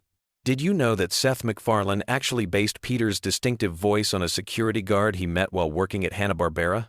The guard had this thick New England accent that MacFarlane found absolutely hilarious, so he started imitating it during production meetings. What's even crazier is that this security guard had no idea he was the inspiration for one of television's most iconic cartoon characters, until years later when a coworker pointed it out to him. Imagine finding out that your voice became the foundation for a character watched by millions of people worldwide. Speaking of voices, here's something that might surprise you about Meg Griffin. Originally, Lacey Shaybird voiced Meg during the first season and part of the second season. But when she left to pursue other projects, Mila Kunis stepped in without anyone really noticing. The transition was so seamless that many longtime fans still don't realize there was ever a voice change. What makes this even more interesting is that Mila Kunis was initially hesitant to take the role because she felt bad about replacing another actress. Little did she know, she'd be voicing Meg for over 2 decades. Now let's talk about Stewie Griffin's accent, because there's a fascinating story behind that sophisticated British tone. Seth MacFarlane has revealed that Stewie's voice is actually inspired by Rex Harrison, the actor who played Professor Henry Higgins in the musical My Fair Lady. But here's the twist that most people don't know. MacFarlane originally wanted Stewie to gradually lose his accent as he got older, showing his American upbringing taking over. However, fans loved the accent so much that the creators decided to keep it permanently. This means Stewie's voice was supposed to be a temporary character trait that ended up becoming his most defining feature. Brian Griffin's character has one of the most unusual origin stories in animated television. Originally, Brian was going to be just a regular dog who couldn't talk. Seth MacFarlane only gave him the ability to speak because he needed a character who could serve as the voice of reason in the Griffin household. But here's what's really wild. Brian's personality is largely based on MacFarlane's own political views and personal struggles with alcoholism. In many ways, Brian serves as MacFarlane's animated alter ego, which explains why the character often breaks the fourth wall and seems more aware of the show's absurdity than other characters. The Griffin family's house has appeared in other Seth MacFarlane shows, but not in the way you might expect. The layout and design of the Griffin home was actually recycled and modified for use in American Dad as the Smith family residence. If you look closely at both houses, you'll notice they share remarkably similar floor plans, just with different decorations and color schemes. This was done to save time and money during production, but it created an unintentional connection between the two shows that eagle-eyed fans discovered years later. Cleveland Brown's spin-off show, The Cleveland Show, was originally supposed to be much darker in tone. The initial concept had Cleveland dealing with serious issues like racism, economic struggles, and family dysfunction in a more realistic way. However, Fox executives pushed for a lighter approach that would better match Family Guy's comedic style. This decision ultimately led to the show's cancellation after 4 seasons, as it never quite found its own identity separate from its parent series. Here's a fact that'll make you appreciate the show's attention to detail. Every single background character in Quahog has a name and backstory, even if they only appear for a few seconds. The writers maintain detailed files on hundreds of minor characters, including their occupations, family relationships, and personality traits. This level of world building is incredibly rare in animated comedies and helps explain why Quahog feels like a real town despite all its absurdities. The famous chicken fight scenes between Peter and Ernie the Giant Chicken weren't originally planned to become a recurring gag. The first fight scene was supposed to be a one-time joke, but the animation team had so much fun creating it that they kept extending the sequence. What was originally planned as a 30-second bit became a multi-minute epic battle that destroyed half of downtown Quahog. The positive fan reaction convinced the writers to bring back the chicken fights as a regular feature. Lois Griffin's piano playing isn't just for show. Alex Borstein, who voices Lois, is actually an accomplished pianist in real life. During recording sessions, she often plays the piano parts herself rather than having them added in post-production. This gives Lois's musical performances a more authentic feel and allows Borstein to better connect with the character during emotional scenes involving music. The show's timeline is intentionally confusing, and there's a specific reason for this creative choice. Seth MacFarlane wanted Family Guy to exist in a floating timeline where characters never age and current events can be referenced without dating the show. This means that episodes from 1999 and episodes from 2023 can both reference contemporary events as if they're happening simultaneously. It's a narrative technique borrowed from comic books, where characters like Batman have been fighting crime for decades without aging. Meg's unpopularity among her family and peers was originally supposed to be temporary. The writers planned to give her a character development arc where she eventually found her confidence and earned respect from others. However, the jokes about Meg being ignored and mistreated became so popular with audiences that the writers decided to make it a permanent aspect of her character. This decision has created one of the most consistent running gags in the show's history. The Family Guy writing room operates under a unique rule. Any writer can pitch a cutaway gag at any time, regardless of what's being discussed. This policy has led to some of the show's most memorable non-sequitur moments, including random historical events, celebrity parodies, and completely absurd scenarios. The writers keep a massive database of unused cutaway ideas that they can draw from whenever they need to fill time or add extra laughs to an episode. Here's something that might change how you watch the show. Many of the most quotable Peter Griffin lines were completely improvised by Seth MacFarlane during recording sessions. MacFarlane has a habit of going off script and trying different variations of lines until he finds something that makes the entire recording booth laugh. These spontaneous moments often end up being the most memorable parts of episodes, proving that sometimes the best comedy comes from pure improvisation. The character of Joe Swanson was created specifically to challenge stereotypes about people with disabilities. Rather than being defined by his wheelchair, Joe is portrayed as incredibly capable, often more physically impressive than his able-bodied friends. His character was inspired by real police officers and military veterans who continued serving their communities despite physical challenges. Writers worked closely with disability advocacy groups to ensure Joe's portrayal remains respectful and empowering. Family Guy holds a unique record in television history. It's the only show to be canceled twice by the same network and brought back both times due to fan demand. The first cancellation happened after the second season due to low ratings, but DVD sales and reruns on Adult Swim generated such a passionate fan base that Fox decided to revive it. When it was canceled again after the third season, the fan campaign was even stronger, leading to its permanent return and eventual status as one of Fox's longest-running shows. The show's animation style deliberately mimics classic cartoons from the 1960 seconds and 1970 seconds. Seth MacFarlane grew up watching shows like The Flintstones and The Jetsons, and he wanted Family Guy to have that same timeless cartoon aesthetic. This choice means that episodes from the early 2000s don't look dated compared to more recent episodes, helping the show maintain visual consistency across more than 2 decades of production. Stewie's sexual orientation has been a subject of fan speculation for years, and Seth MacFarlane has given conflicting answers about it intentionally. MacFarlane has stated that Stewie's sexuality is meant to be ambiguous and fluid, reflecting the complexity of human identity. This decision allows the character to work in various comedic contexts, without being confined to specific stereotypes or expectations. The Griffin family dog Brian was almost replaced permanently in 2013, but the decision was reversed after just 2 episodes due to overwhelming fan backlash. The writers killed off Brian and introduced a new dog named Vinny, planning to make this change permanent. However, the negative fan reaction was so intense that they quickly brought Brian back to life and wrote Vinny out of the show. This incident demonstrated just how attached audiences had become to the original characters. Here's a production secret that few fans know. Many of Family Guy's most elaborate action sequences are animated by the same team that works on major Hollywood animated films. When the show needs complex chase scenes, fight sequences, or musical numbers, they often hire freelance animators who normally work on Disney or Pixar movies. This explains why certain Family Guy sequences have surprisingly high production values compared to typical television animation.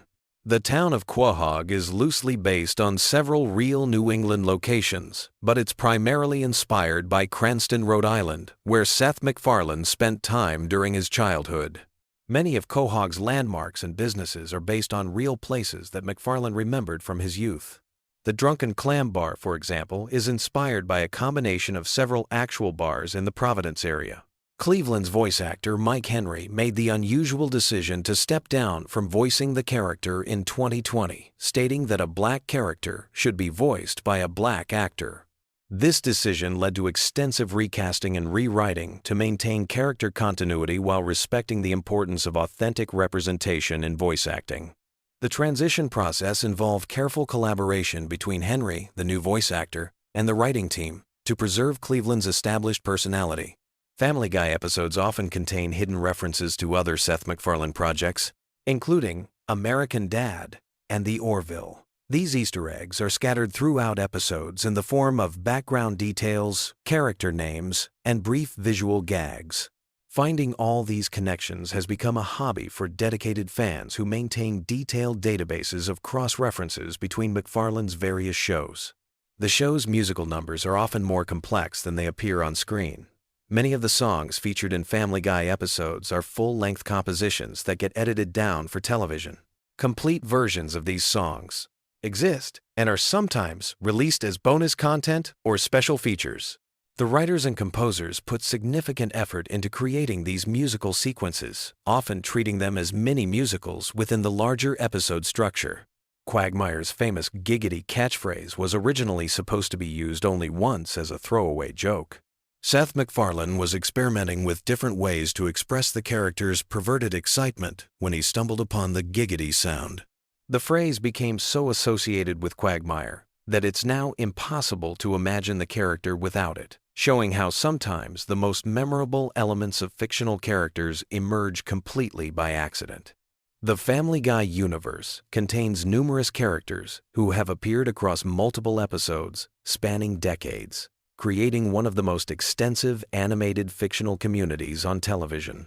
Background characters like the greased-up deaf guy, the evil monkey, and various Quahog residents have their own continuing storylines and character development arcs that careful viewers can track across seasons. These random facts barely scratch the surface of Family Guy's incredibly detailed fictional world. From voice acting secrets to animation techniques, from character development decisions to production challenges, every aspect of this show has fascinating stories behind it. As you drift off to sleep tonight, you can rest easy knowing that somewhere in Quahog, the Griffin family is probably getting into another ridiculous adventure that will entertain audiences for years to come. Sweet dreams, and remember, when life gets you down, at least you're not Meg Griffin trying to fit in at James Woods High School. Hey there, night owls and Family Guy fanatics. If you're scrolling through YouTube at 3 in the morning looking for something to help you drift off to dreamland, you've stumbled upon the perfect video. Tonight we're diving deep into the bizarre, hilarious, and sometimes completely unhinged world of Family Guy with some truly wild facts that'll either lull you to sleep or keep you wide awake wondering how Seth MacFarlane's mind actually works. So grab your favorite blanket, dim those lights, and let's explore the wonderfully weird universe of Quahog, Rhode Island. Trust me, by the end of this journey through Family Guy's most fascinating secrets, you'll either be peacefully snoozing or have a whole new appreciation for just how crazy this show really gets. Let's start with something that might blow your mind. Did you know that Family Guy was actually canceled not once, but twice? Yeah, you heard that right. The show first got the axe in 2002 after just 3 seasons, and Fox thought they were done with the Griffin family forever. But here's where it gets interesting. The show found new life through DVD sales and reruns on Cartoon Network's Adult Swim block. The ratings were so incredible that Fox literally had to eat humble pie and bring the show back in 2005. Then, believe it or not, They canceled it again in 2007, only to reverse that decision just months later. Talk about a roller coaster relationship between a network and a show. Speaking of relationships, let's talk about the voice behind our favorite talking baby, Stewie Griffin. Seth MacFarlane doesn't just voice Stewie, he also voices Brian, Peter, Glenn Quagmire, and several other characters. But here's the kicker. MacFarlane based Stewie's voice on the accent of English actor Rex Harrison, who you might know from the classic musical My Fair Lady. Yeah, that sophisticated, slightly pompous British accent that makes Stewie sound like an evil mastermind. It's straight from a Broadway legend. MacFarlane has said in interviews that he wanted Stewie to sound like an old-school English gentleman, which makes it even funnier when this supposedly refined character is plotting world domination from his crib. Now, if you think the show pushes boundaries on television, you should hear about some of the stuff that never made it to air. The writers and animators have created countless scenes, jokes, and entire storylines that were deemed too controversial even for Family Guy's standards. And considering what does make it onto television, that's really saying something. There's apparently an entire vault of unused content that could probably fill several seasons' worth of episodes. Some of these rejected bits have made their way onto DVD releases as deleted scenes, but many remain locked away forever, too wild even for the show known for having no limits. Here's something that might surprise you about the show's production process. Unlike many animated series that plan out entire seasons in advance, Family Guy often operates more like a live-action sitcom. The writers frequently come up with ideas on the spot, and episodes are sometimes completely rewritten just weeks before they're supposed to air. This spontaneous approach explains why the show can feel so fresh and unpredictable, but it also leads to some pretty intense crunch times for the animation team. Imagine trying to animate complex scenes with just days to spare before broadcast. Let's dive into some character secrets that most fans never realize. Brian the dog, everyone's favorite intellectual canine, was originally supposed to be just a regular pet. In the original concept, Brian was going to be a typical dog who couldn't talk and would just bark and fetch like any normal household pet. Seth MacFarlane decided to make him a talking character at the last minute, and thank goodness he did, because Brian's philosophical conversations and sarcastic wit have become some of the show's most memorable moments. It's wild to think that one of the most complex characters almost didn't have a voice at all. The show's animation style has some fascinating secrets too. Those seemingly simple character designs actually take an enormous amount of work to create.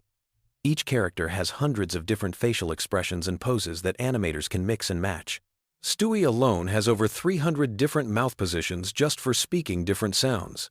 The animators have to keep track of all these variations to maintain consistency across episodes. It's like having a massive digital puppet show where every single movement has to be carefully orchestrated. Here's a fact that might make you appreciate the show's music even more. Seth MacFarlane isn't just the creator, writer, and voice actor for multiple characters. He's also a legitimate recording artist who's released several albums of traditional pop standards. His musical background heavily influences the show, which is why you'll notice that Family Guy has more musical numbers than most animated comedies. Those elaborate song and dance sequences aren't just thrown in for laughs. They're crafted by someone who genuinely understands musical theater and classic American songbook traditions. The show's cultural impact goes way beyond just entertainment. Family Guy has actually influenced real-world events and conversations. Politicians have referenced the show in speeches. Academics have written scholarly papers about its social commentary, and it's been credited with introducing younger audiences to cultural references they might never have encountered otherwise. Think about how many classic movies, TV shows, songs, and historical events you first learned about through a Family Guy cutaway gag. The show serves as this weird cultural bridge between different generations of entertainment. Now let's talk about some of the show's most controversial episodes and why they're so memorable. The writers have never shied away from tackling sensitive subjects, and sometimes their approach has sparked genuine debates about comedy, censorship, and social responsibility. Some episodes have been pulled from rotation, others have been edited for different markets, and a few have become legendary among fans, specifically because they push things too far. This willingness to court controversy has kept Family Guy relevant for over 2 decades, even as television landscape has changed dramatically around it.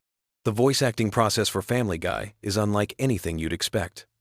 Seth MacFarlane often records multiple characters in the same session, essentially having conversations with himself. He'll record Peter's lines, then immediately switch to Brian's voice to respond, then jump to Stewie for the next exchange. Watching him work in the recording booth is apparently like witnessing someone with multiple personality disorder having a very organized conversation with themselves.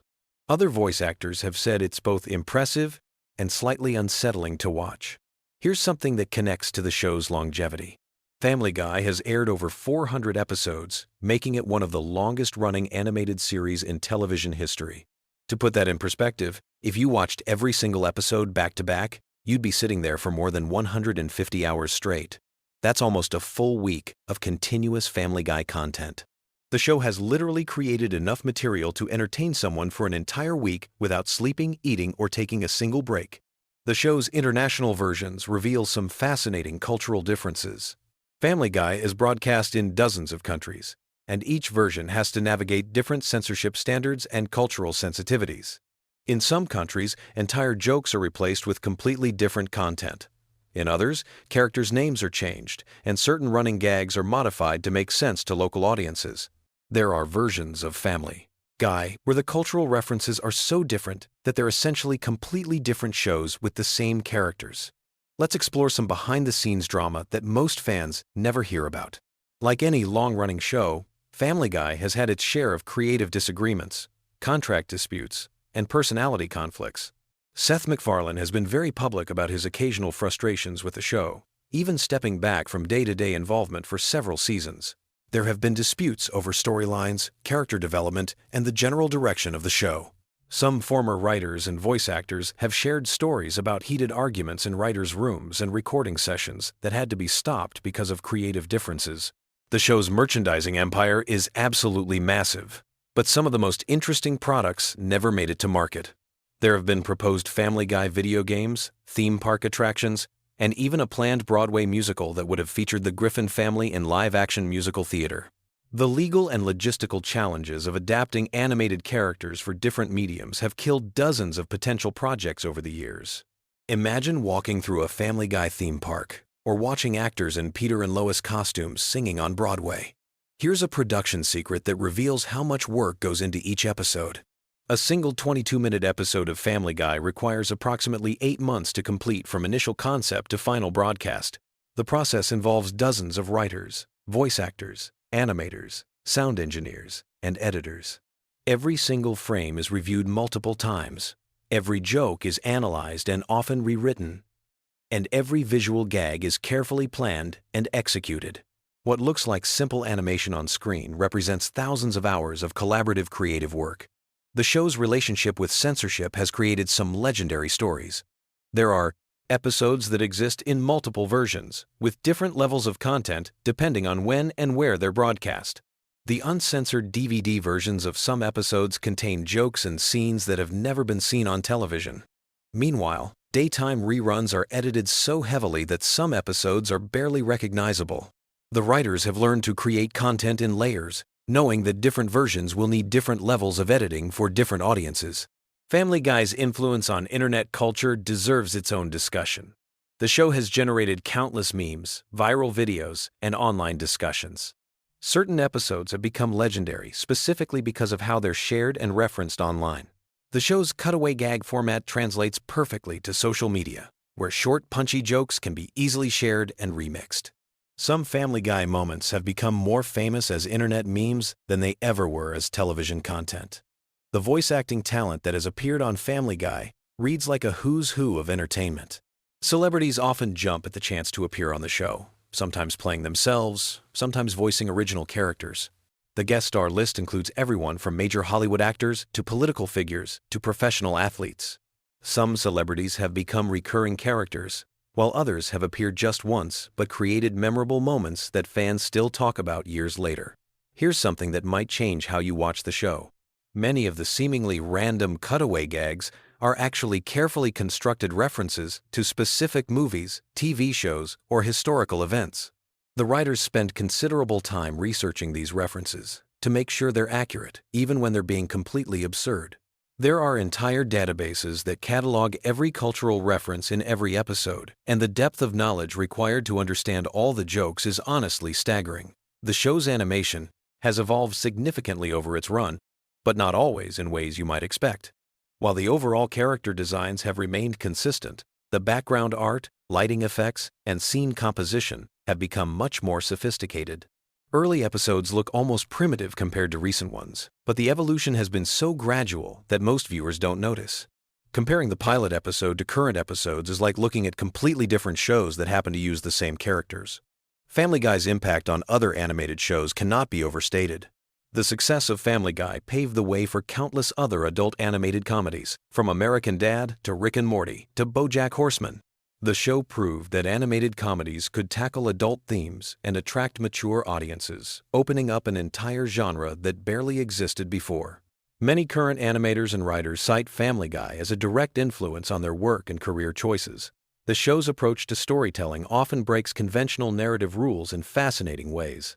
Episodes frequently abandon their main plots entirely for extended tangents. Characters regularly break the fourth wall to address the audience directly, and the show often parodies its own format and conventions.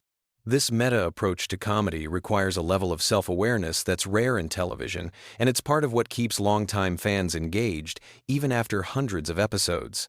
As we wind down this journey through Family Guy's hidden world, it's worth reflecting on how a cartoon about a dysfunctional family in Rhode Island became such a cultural phenomenon. The show succeeds because it taps into something fundamentally human about finding humor in chaos, about laughing at things that probably shouldn't be funny, and about the strange comfort of familiar characters behaving in completely unpredictable ways. Whether you're drifting off to sleep or wide awake thinking about animated comedy theory, Family Guy continues to surprise, offend, entertain, and occasionally enlighten its audience after more than 20 years on the air. The show's ability to constantly reinvent itself while maintaining its core identity is perhaps the most impressive fact of all. Sweet dreams, and remember, somewhere in Quahog, the Griffin family is probably getting into trouble that's even weirder than anything we've discussed tonight. The chaos never really stops. And somehow, that's exactly what makes it so perfect for helping restless minds finally find peace. Until next time, sleep tight and don't let the giant chicken nightmares bite.